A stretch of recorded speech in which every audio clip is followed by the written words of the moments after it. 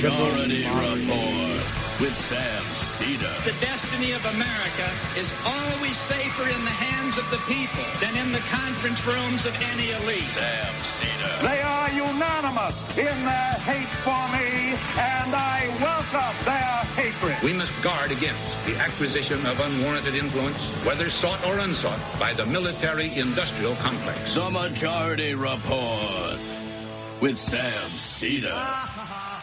Ever get the feeling you've been cheated?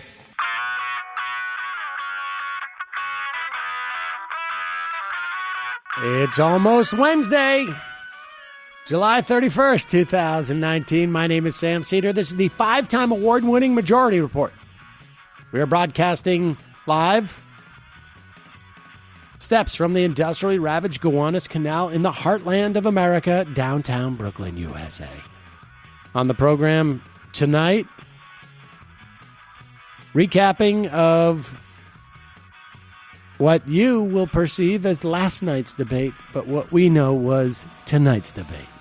That's right, ladies and gentlemen. It is 10:46 p.m. Eastern Time.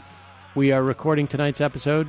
We're not going to be in during the day today. We will not have a live show until tonight, which is actually tomorrow, Wednesday night. At 7:45, we will start. So for the no-stakes debate tomorrow. Yeah, tomorrow night's no-stakes debate. We can walk all over that crap. Yeah, I look forward to it. It's going to be a water. And although it's going to be interesting because they're actually, well, let's table that because I actually think there are big stakes tomorrow night, right? Because you have the front the front leader, the front runner, Joe Biden on the debate tomorrow night. But bless me, Father, if I have sinned.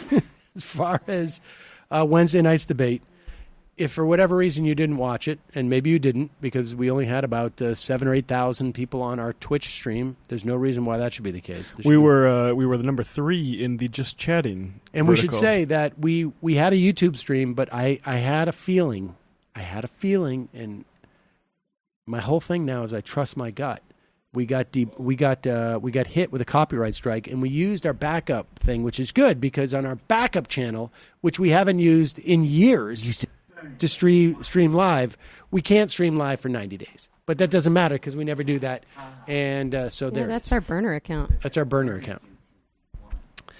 So tonight on the debate, Michael's had a beer, so watch out, folks.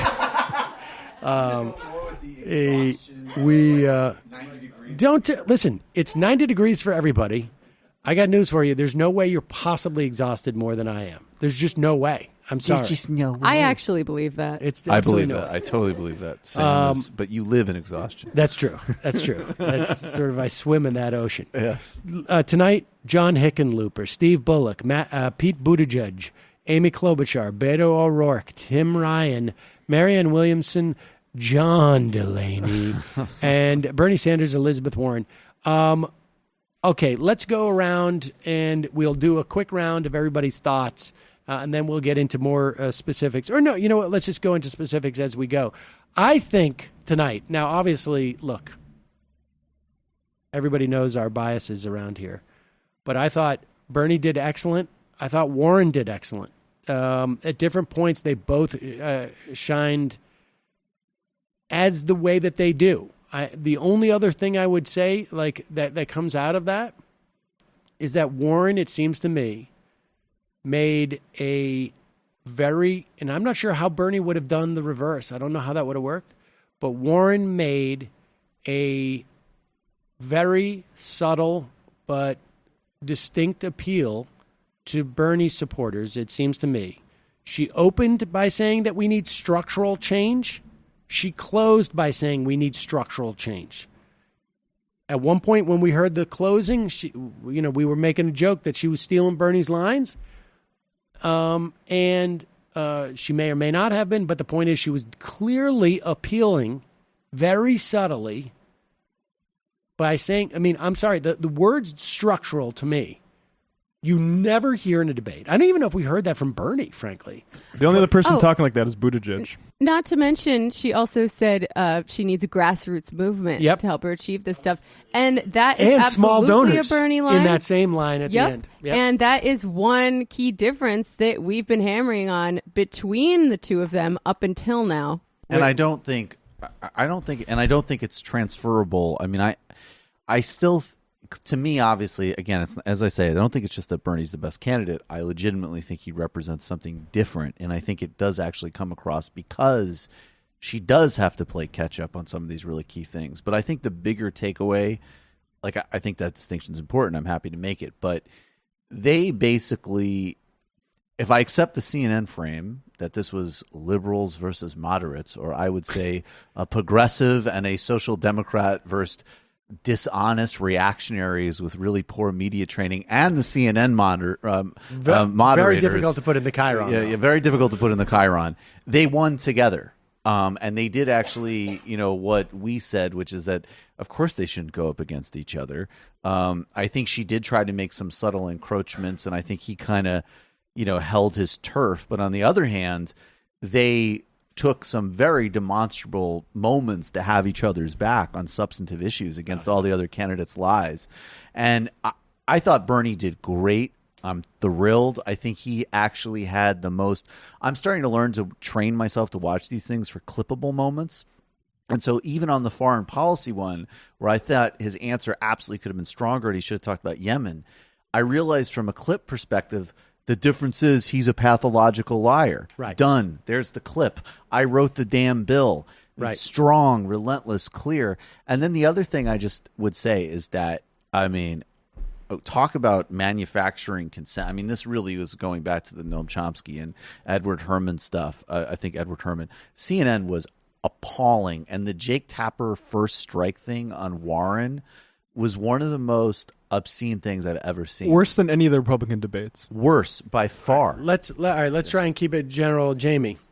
And then we'll dig a little bit deeper so that we can stretch this thing. Yeah, out. on a more general level, I was kind of scared after the last debate that I watched Bernie in that maybe something about the format or whatever wasn't allowing him to do as well as he should be doing and as we all wanted him to do.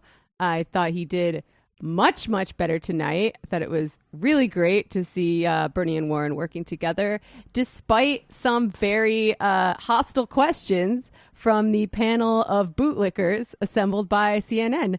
And that just makes me feel a little bit optimistic that our candidate can stand up to the dirty tricks of the lamestream media and this movement that started a long time ago, actually, that has a lot to do with the financial crisis. It has a lot to do with Occupy. It has a lot to do with just the growing immiseration of average working class people all over this country. The media, they have some power, but they don't have all the power, and they really can't stop it. Like the power is there, the momentum is there. Now, what makes you say that they're bootlickers as opposed to people who are actually wearing the boots as well? Precisely. Yeah, fair enough. I mean, they certainly have their class interests that they're protecting.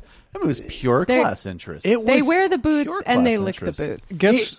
Guess who at the Washington Post tweeted this out? Why do I always have to turn down the sound when Bernie answers? Jennifer Rubin. Glenn Kessler. I mean, hey, I'd like to fact check there was a lot. They're going to make a lot about him yelling and this and that. I just want to remind you, this is the way that they did with Dean. And the idea that someone would get excited on stage is problematic to them in some way. It's offensive in some way. There is, I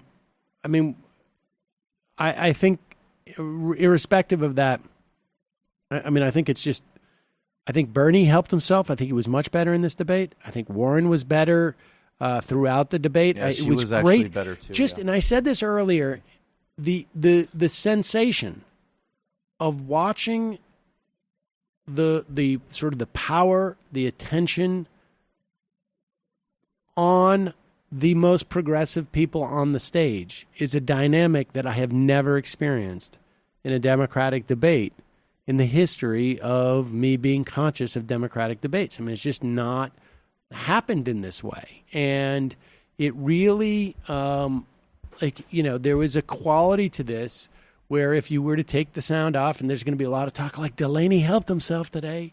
Well, of course he did, because he got more questions. Have we seen a breakdown of the talking times yet? Somebody's got to do it. It's going to be shocking when you contemplate the idea that Delaney, as far as I can tell, has not even rated at 1% in the polls at this point, and he got as much time to talk, probably more than anyone. You know, it's possible that he didn't get more talking time than the good candidates. It just felt that way because every time he opened his mouth, it could have been more or less equal. But the point is that it's no way commensurate. No, I mean, look, he got thrown to, regardless, he got thrown to a lot. Doesn't seem right, but whatever. Okay, so he got 1031, Warren and Sanders. Okay, maybe, so he got about half, but I mean, he got, wow. You know what? He's honestly just, you know what? You're right, Jamie. It's because he's so fucking obnoxious. Maybe it's just I was any so talking time annoyed would every time seem he like showed up. too much from him. I'm surprised. Like they were always I'm surprised by throwing that. to him, But though. okay, be that as it may, still you had Delaney there. He was a good foil.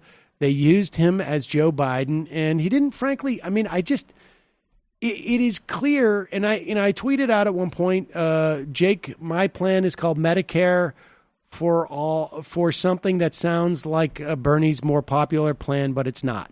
Because that was the sort of the tenor of the debate. Everyone was trying to sound like they were either Warren or Sanders, but just slightly more palatable. And frankly, just like in a general election, people are going to vote for the real Republican instead of the Republican light. In this instance, you have people chasing their policies, and I think that is going to.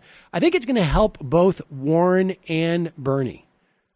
And I think it's, that's what tomorrow night is so, it's going to be so fascinating. Let's play well, at one point, I think Warren had alluded to it, but Bernie made it very explicit. There are going to be commercials tonight on this very broadcast from the pharmaceutical industry, arguing contrary and fighting against what we're saying here. Let's watch what that ad was. Here it is. And I should tell you that as a professional actor myself, I didn't do much on camera commercial work. I did mostly film and television. Shade. Nice. That's all right. Nice. That's all right. That's good for them. That's fine. It's not like I did an Arby's. Anyways, here is the pharmaceutical ad. These are all paid actors. We come from different walks of life. But we agree on one important thing. We don't want to be forced into a one-size-fits-all government insurance system. Same buzzwords from 30 years ago. Politicians call it Medicare for all, Medicare buy-in, or the public option. But they mean the same thing. Higher taxes or higher premiums, lower quality care.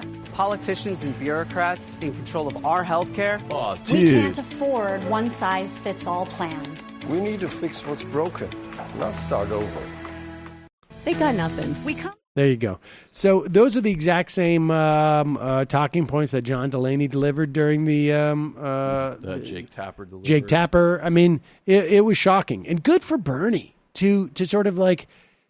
I don't know that we would have picked up on these ads had he not made it a point. I mean, it really does make it really explicit. Well, doesn't he it? did the same thing with the really funny thing that he did at the Post a couple of weeks ago, where he just said, "This is sponsored by Bank of America." And I think that this is interesting because to some extent, I think the kind of worry about Sanders is noise, because I really do think that they are building a very at least significantly enough different kind of campaign in terms of sort of movement building and organizing. But what did disturb me in the last couple of months was that they stopped doing what they did out of the gate, which is when they went to Center for American Progress and they sent that letter basically saying, like, look, guys, if you're going to do this, we have people too. We can push back at you if you're just going to release trash about him. And I think the dialectic of Sanders is that they've done that, and then at the same time they've also wanted to say, look, if you're supporting us, be polite to people on Twitter, and we want to have like a kind of good-natured campaign. And I think that there might have been a kind of overcorrection the last couple of weeks, and it's nice to see, or the last couple of months, it's been nice to see Bernie taking advantage of his actually very avuncular personality to just say, like, to push back on this stuff in a way that actually is kind of charming. This is the thing that I think why initially, and I think there was some validity to it, but I think when push came to shove, it wasn't the case. And with all due respect, Jamie, there was some talk that Beto was going to draw from Bernie because Beto had a quality of being unique and not of the establishment, because in a subtextual way, because he was just different and he was unique and authentic. Such a different rich white guy up there. Well, I think ultimately what happened is that sort of facade fell apart and he couldn't maintain it. But it's so good when he falls apart. Like they're going to be, let's play this thing about the dam bill.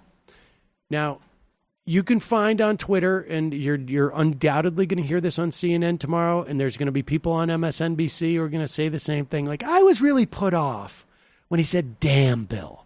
There are kids watching, and like whatever it is, not like the D word. He's too reminiscent of Trump. He's being crass and this and that. The crassness is what people like about Trump. Forget about what people like about Trump. I think what people like is they perceive him as authentic, even when he's lying. I mean, I go back to that interview that we did with the mesmerism, where it's like, oh, I know the guy's a liar, but he's lying for us, not against us. And I think Trump wears it on his sleeve. People can see that people aren't fooled by him. They like the show. They think it's authentic, and I think it is authentic. I think he's a raving lunatic. I don't think he's any different behind closed doors, other than maybe using more, swear words for black people than he does in public. But more or less, I think he's the same. And I think when Bernie does stuff like this, even though you'll hear the people in the middle sort of like complain like it's a little bit crass, I think this stuff actually gives him a lot of like meta points. Classic bypass point right there. This is him responding to, I think it was Ryan talking about what's in the Medicare for All bill. You don't know second of all. You don't know that, Second Bernie. of all. We'll come to you in a second, I do know, and I wrote the damn bill. And second of all. He's talking about what happens. I can't remember specifically. It's union. It's about, right. What happens? Union healthcare now, look. plans. Here's the bottom line with the unions and the healthcare bill. They're going to make it, and Tim Ryan was trying to argue this, and it's just not a strong argument, that you're going to lose benefits that you have under union health insurance, and the benefits that you get under Bernie's plan is not going to be sufficient to replace it. That's not the case. I mean, look, I'm sure there must be.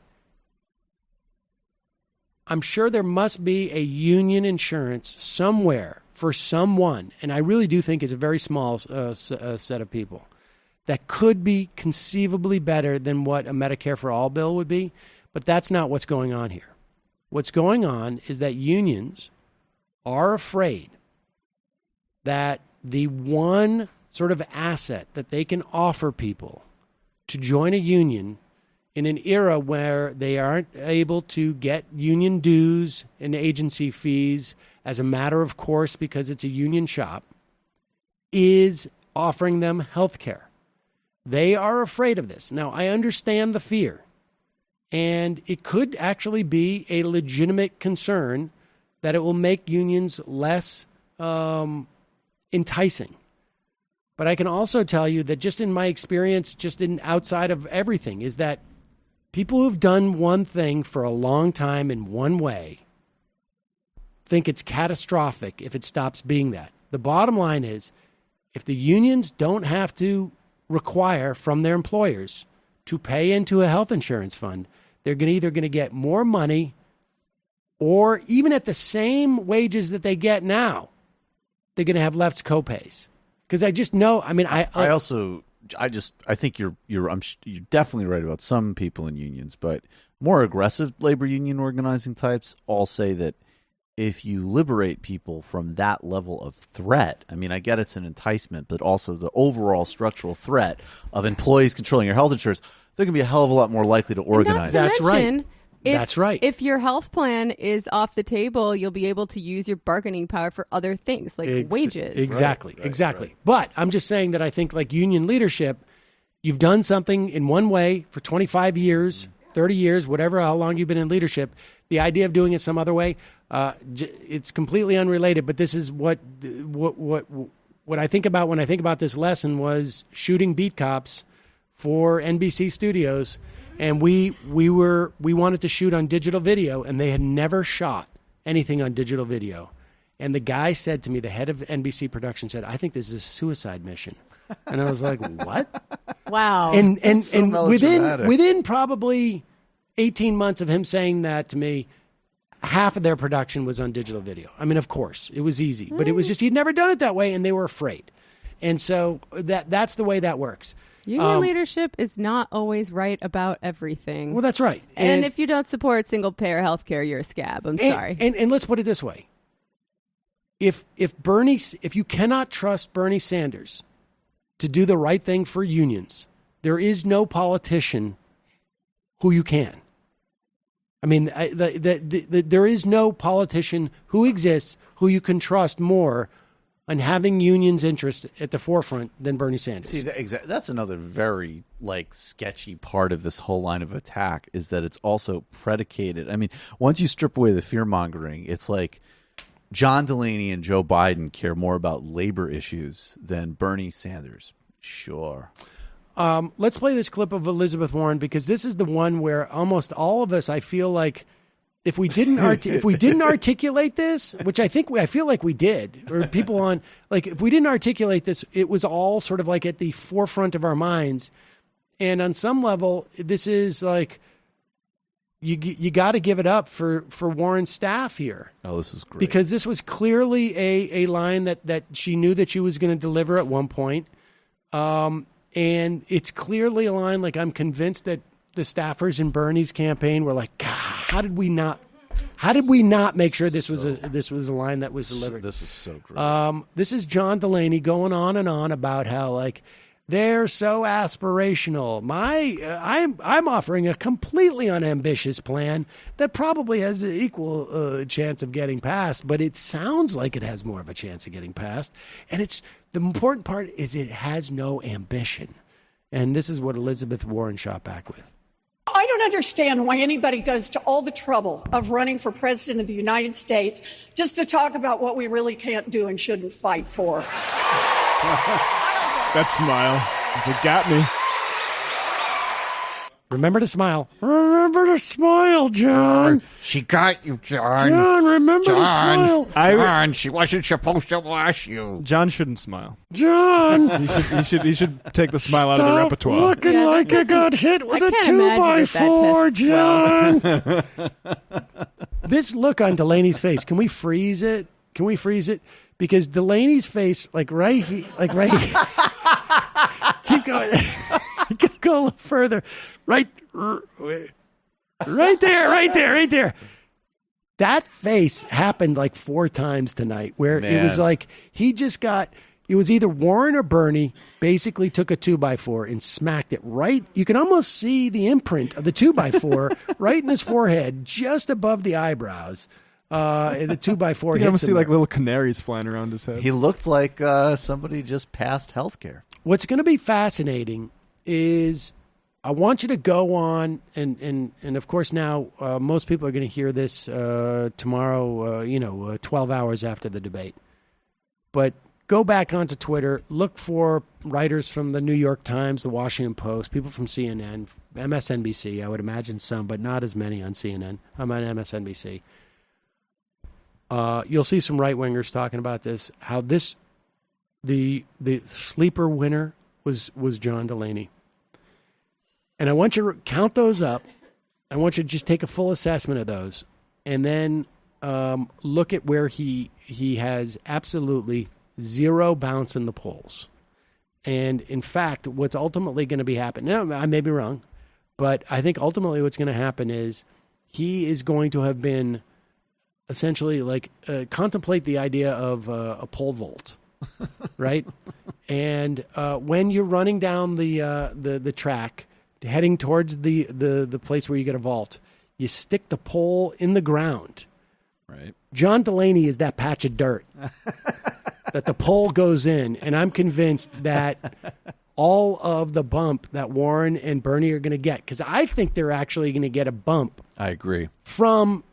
Not from each other, from other places, other candidates. Other candidates. I think specifically maybe she from Harris and him from Biden. Either way, but I mean, I agree with you. I think it was a great. We got to night for wait. both That's of them. and that we'll brings see us to why Right. tomorrow night is actually, Right. as much as we don't have terrible excitement about the candidates, why tomorrow night's going to be so interesting, because if Joe Biden stumbles tomorrow night, because I will say this about the performance of both Warren and Sanders tonight, not only from a political standpoint did I like their programmatic approach, but they both seemed incredibly confident with a tremendous amount of energy. When you compare this to Joe Biden's energy, because they're in the same age bracket essentially, it is stunning to believe that these people are basically cohorts. And they had the energy. They both had the fight that supposedly people think you need with Donald Trump.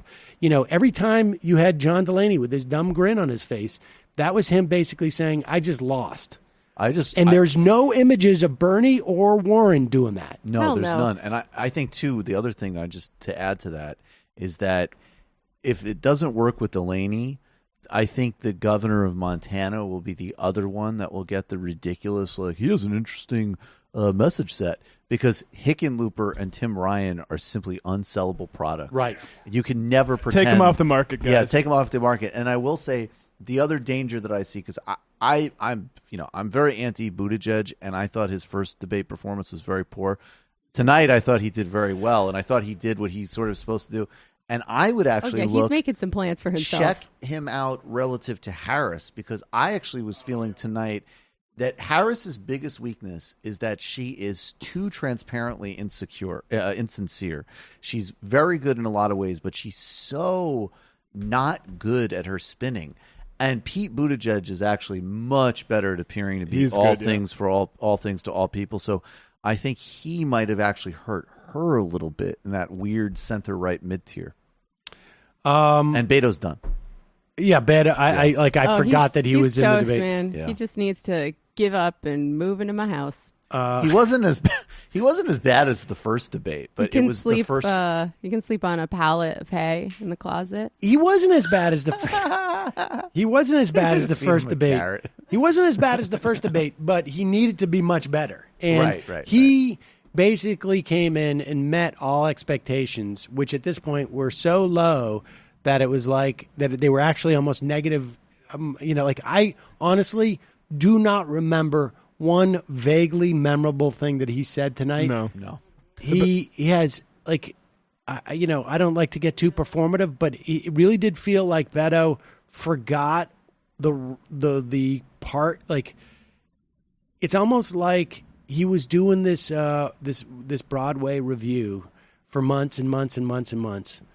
And he went out there, and one night he tripped and forgot his lines, and then got terrified. And when he got back out there, he forgot the character that he was supposed to be. The one thing I remember, was wah, wah, wah. The one thing I remember from Beto is when he started talking about Texas, and I immediately stopped listening to what he said, the rest of the answer, and said, "You should just run for Senate, you big dork." Right. I think that I know we shouldn't waste too much time on him, but I do just want to say, because people didn't embarrass themselves by comparing Beto to Obama, and I said right out of the gate, as someone who's obviously politically quite a critic of Obama, or policy-wise, politically maybe a supporter or a defender, but Obama, when people said when he was running for president that this guy is so young and he has no experience, and as soon as he gets hit around a little bit, and when Obama ran for president against Hillary Clinton and John McCain, every single adversity he faced, whatever else you say about him, he not only exceeded, he basically was able to transform to his asset. Yes. Across the board. Beto, he was like Firestorm. When he got faced by something, he absorbed the energy, and then it came his own. And Beto is just, he's got tremendous skills and resilience, and comparing Beto to that is just like people embarrass themselves. I can definitely see the appeal of the wounded guy who's I can see that. But I don't want him as president. Well, me neither, Sam. Right. But yeah, that's not what Jamie's suggesting. No, I think we can. All right. Jesse, Jamie is part of the only other thing that I thought was interesting about there was a funny moment where Hickenlooper said to Bernie, like, "Look, there are mayors and governors up here. We know what it takes." And then Bernie goes, "I was a mayor for many years," and Hickenlooper was like, "Oh yeah, okay, all right, sorry, you were right about that." I love the fact that the whole we have experienced people also managed to just I'm the one who's has total technical mastery. I don't have time for ideology. Oh, you were a mayor. Right, okay. Should have thought of that before I launched a lame attack. All right. My bad. Forget about that. The other thing I noticed, too, was Delaney. And this is relevant not because I think Delaney's going to be around very long. I think Delaney's going to have a couple of days, and it's going to be very uncomfortable for the staff that told him to quit in August. They said to him a couple of weeks ago, the reporting was, quit in August. They're going to have to, my guess is, they're texting each other now, his staff, and saying, maybe we should just lay low because he's going to think that he's got it. He's going to stay in the race. Let's just wait for the polling because how should we handle this? We can tell him he did great, but it's just not your time. And with that said, I do think it's possible that Biden's people are looking at Delaney and saying what worked and what didn't work, right? And because I think certainly CNN was using him as a surrogate for Biden. I agree. And at one point, I just want to flag this. After I think Bernie accused Delaney from profiting from healthcare. Do we have that? Let's play that. But also, as Delaney turns away, Delaney said, "I think you're against the private sector," which is, how dare you? Well, I mean, that's where it's going to go. That's where it's going to go. The idea that in the Democratic primary you would get this type of stuff is ironically problematic. Yeah. Here's that moment. Maybe you did that and made money off of healthcare, but our job is to run a nonprofit healthcare system. Furthermore. There's that smile. There's that 2x4 smacked across his face. Sorry, John Delaney. Also, Warren had a great, I'm just looking at my notes. Warren had a great run on Adi, what's his last name? Adi Barkan. Adi Barkan, who is, who first got famous, I think, by questioning, was it Ted Cruz on a flight? Somebody on a flight, and he has MS. Yeah, I think it is. And the guy has been a tireless advocate for healthcare in this country. And I thought she made a very, very strong appeal, emotional appeal early on that really resonated. Those are the big the points of this. I think it's going to be fascinating to see not only how both Warren and Sanders come out of this, but what happens tomorrow night. Because I feel like this puts pressure on Harris and Booker. And remember, tomorrow night is also Bill de Blasio. And Bill de Blasio is he's in Bulworth mode right now. Okay? Totally. Chris Christie? No, in 2016? No, you know what Bulworth is? No, I don't get the reference. Bulworth is oh my God, I'm so old. What's his face? Did the movie, Warren Beatty did a movie about a politician who thought that he was dying, and he just goes off. And I feel like de Blasio is in this mode where he's like, there's nothing I can do that's going to hurt me. I have nowhere, he is still running, to the extent that he even wants to be mayor anymore. I don't know if he does or doesn't, but he has a very unambiguous role, I think, in his mind. And so he's going to go to Biden super hard. Yeah. And I think Harris, and he may go at Harris and Booker. And Harris and Booker are going to feel like they need to go at Biden super hard. And frankly, I don't know if Biden can handle 4 or 5 people going at him in this way. I want to caution. I just want to say, Biden is still in his support is still not evaporated. And so I don't take any of course, I want to destroy Biden. But Biden continues to be more resilient than, people might have anticipated. And I will say tomorrow, I don't think, unless it's really just the fact that he's actually not physically up for doing this. Unless that's the case, tomorrow I think he has Parkinson's. I'm joking. If you look at the way he walked on stage, he's got this very weird look on his face. And it's sort of sallow. No, but I think tomorrow he is inevitably he's just a bad campaigner, though. I don't know if he's going to have a better night than he did last time. I want to play that. I really want to play the expectations games on this because I think he's going to have a better night than he did, and I think that they're looking tonight. The way the press tonight works. Made me excited. Yes. For tomorrow night in a way that I would not have anticipated. Well, because they did so well. I think they did so well. It was just one of my notes is I think this is the best case scenario for how Bernie and Warren would synergistically run campaigns. Absolutely. I mean, it's just so exciting to see this type of power coming from this type of policy set on a debate stage, and I think It's conceivable, if not the next round of debates, certainly 2 debates from now, they're going to be up there against Biden. And I think from their perspective, and it makes sense to me, their primary objective, get Biden out of the race. If this is Survivor, right? If this is Survivor, they are going to stay in an alliance until Biden is gone. And when Biden's gone, then you're down to the final, 4, whatever it is. I'm using Survivor jargon now. That's when they go at it. Mm-hmm. Yeah, I was going to ask, here's where I get a little bit dangerously close to blaming the electorate.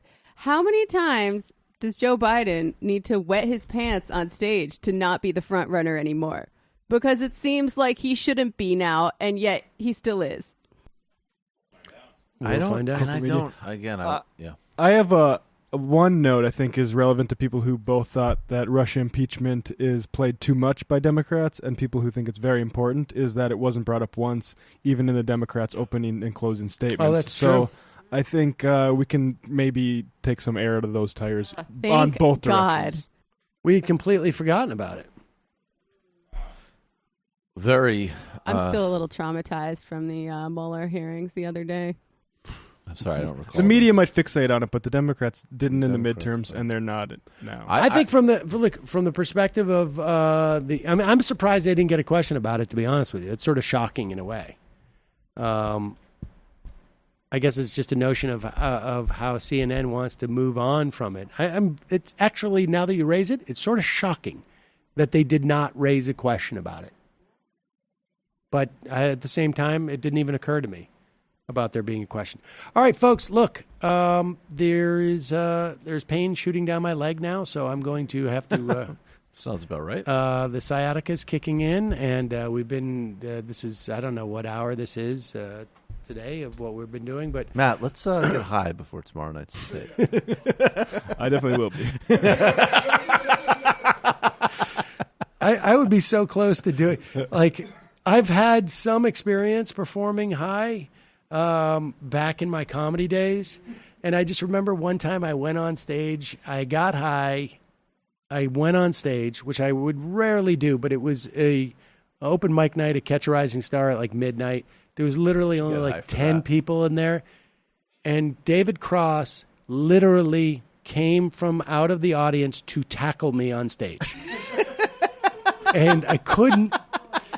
even I would have loved to be there for that. Physically took me down to the ground. And even if I was not high, I would have had a hard time. I don't know how to maneuver. I don't know how to make this seem not weird. But I was so high that I don't know. It would almost it rebounded, and I actually sort of worked my way out of it. So let's do that tomorrow.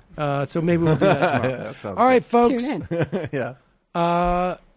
Tonight, you can find us on twitch.tv/The Majority Report, or just go to majority.fm. We will have a link on the front page. Of course, if you follow us on Twitter, we will have links there, and check it out. We will be doing the same coverage And I think it was pretty fun. Yeah, this was fun. People had, I'm not saying we had fun, but I think people had fun watching it. Oh, of course we didn't have fun. I enjoyed it. I had fun for about 10% of it when relevant people were speaking, and then the rest was torturous. I had more fun than I did during the Mueller hearings. Oh, this is good too. Jake, your question is a Republican talking point. They went after. Yeah, let's play this because this is. Remember, this was a very successful tactic done by folks like Newt Gingrich and others in the Republican Party, but you didn't often see the front runners do it, and in some ways the tables are a little bit turned in the context of the Democratic campaign, and so it's good that Sanders and Warren are in unison about this. Like, we're not going to let you use Republican framing for questions to Democrats. They can't go to the doctor, and when they come out of the hospital, they go bankrupt. All right? What I am talking about, and others up here are talking about, is no deductibles and no co-payments. And Jake, your question is a Republican talking point. At the end of the day, and by the way, the healthcare industry will be advertising tonight on this program. Thank you, Senator. Senator Warren, it's your turn. Oh, can I complete that, please? Your time is up, 30 seconds. She's loving it. With that talking point. Senator Warren. So we have to think of this in terms of the big frame. I will say one other thing that is interesting, just from a performative basis. Sanders does yell there. He's yelling throughout for the most part. At one point, when I think Tim Ryan says, "You don't have to yell at me," Tim Ryan actually seemed hurt. That backfired. He totally. But Sanders went down. But I will say this: it's an interesting dynamic. I have been in studios where the cameras and the other people are far away from you. And here I have headphones, and so I know exactly, I can calibrate how loud I'm speaking. When you're in front of a microphone and people are over there, like further away, there's a tendency to immediately to speak to those people in a voice that you think you need to project to them without a consciousness of the microphone. It's a skill he apparently just decides, like, I'm not going to learn that. Which is fine, and I think on some level it probably works to his advantage again because he has an image of this guy. But you will hear they'll make a big deal of this, and I'll tell you right now, they have run this playbook before. I just don't think it's going to work. They tried with Trump too, right? Like wheezing and kind of yelling and looming over Hillary, and people don't care about that stuff. I mean, I think there is something to be said about some optics on some level, but the yelling in particular, they did with Howard Dean, and I just think that the savvy is different now.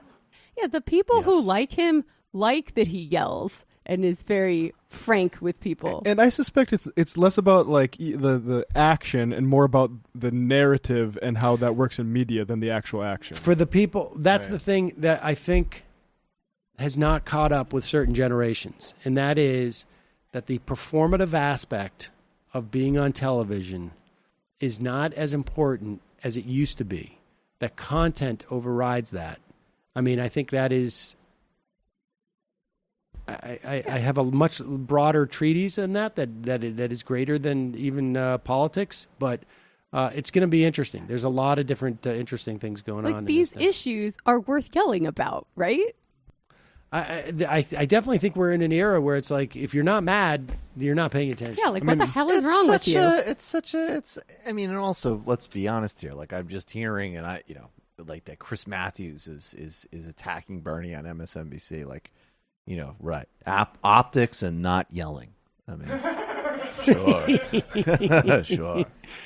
All right, we're going to take a break for 24 hours, and we'll be back tomorrow night live for the second night of the debate. See you then. It might take all the strength I got to get to where I want, but I know somehow I'm gonna get there. I wasn't looking when I just got caught between the truth and the lie bar, but finding out won't make me feel any better. Yeah, I know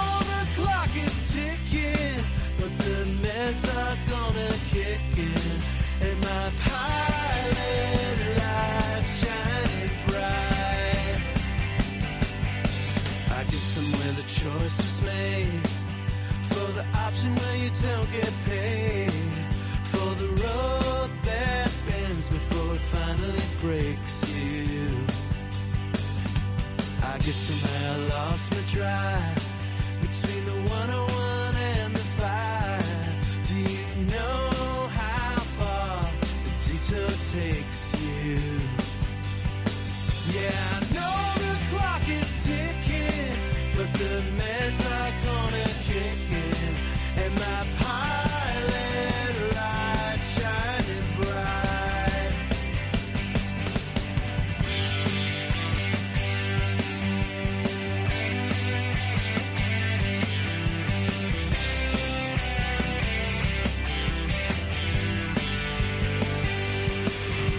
The months drifted into years, while I shifted in and out of gear, waiting for my moment to happen. I don't know how much